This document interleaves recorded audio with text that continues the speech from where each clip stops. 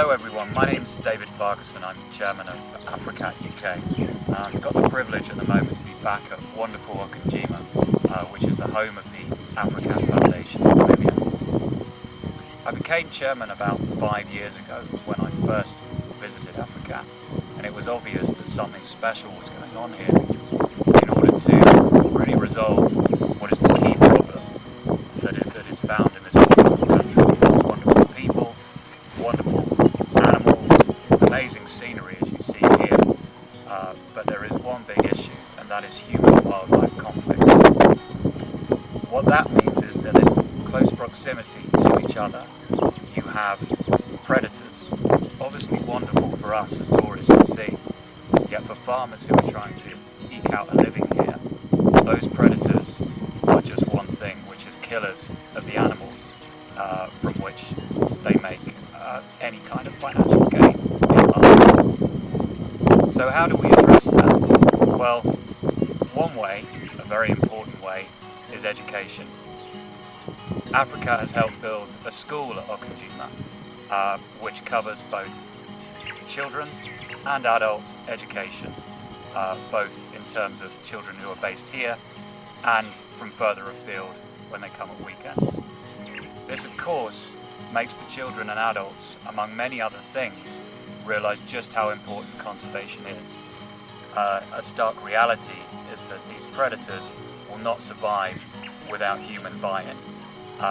Essentially, if we don't want them here, there won't be any predators left in Africa within, say, 50 years, possibly even less. So we need to learn to live with them. I mean, why particularly? Well, tourism relies on these predators being here. Tourism brings finance. Tourism also hopefully brings the improved structure that is going to be required to keep Namibia as fantastic as it is going forwards.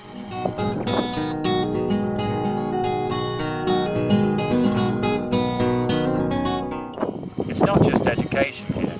We have amazing veterinary facilities that are paid for by fantastic donors from all over the world. There's also another branch to AFRICAT.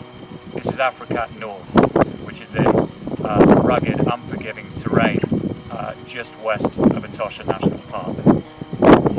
There you see the real conflict on an everyday basis. Farmers living out a very subsistent living and seeing these predators kill their cattle.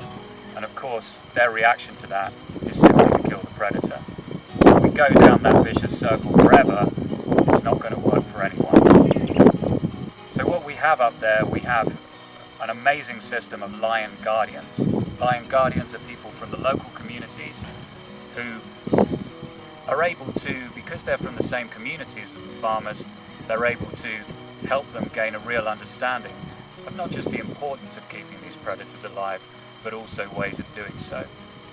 We build kraals with finance from our fantastic donors, which help keep cows and other animals in at night and safe from the lions. This is just one thing that's going up there. The school's arrangement up there is, I suppose, less advanced than it is down here, although just as important. And this is going to be one of our main fundraising projects for this year, is to help make education more sophisticated up there, both for adults and for children.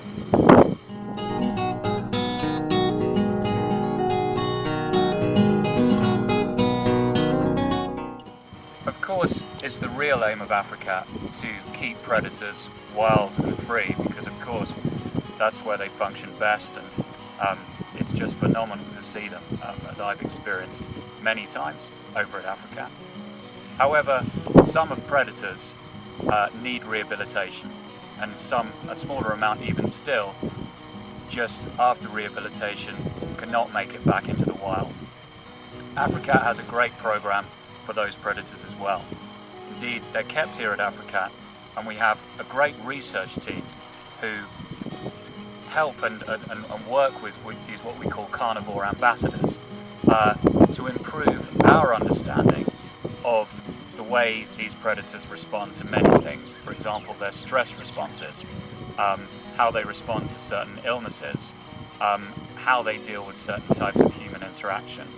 This is of course vitally important because we can feed back these research, the results of these research projects into our communities and into our overall understanding of how predators behave both in captivity and out there in the wild.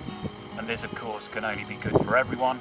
It can improve education, it can improve the lives of the predators themselves, and of course just help, among many other things, to preserve a great Namibia. Although being such a fantastic place and so different from the areas that we live in life in Western countries, there are some very, very similar things which you'll identify.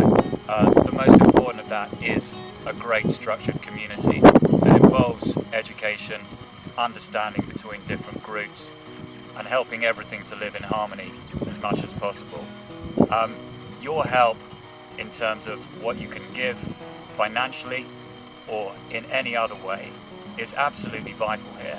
And the important thing is that anything you give will be immediately measurable, and you'll be able to see undoubtedly the fantastic results of any financial or other help that you might be able to give.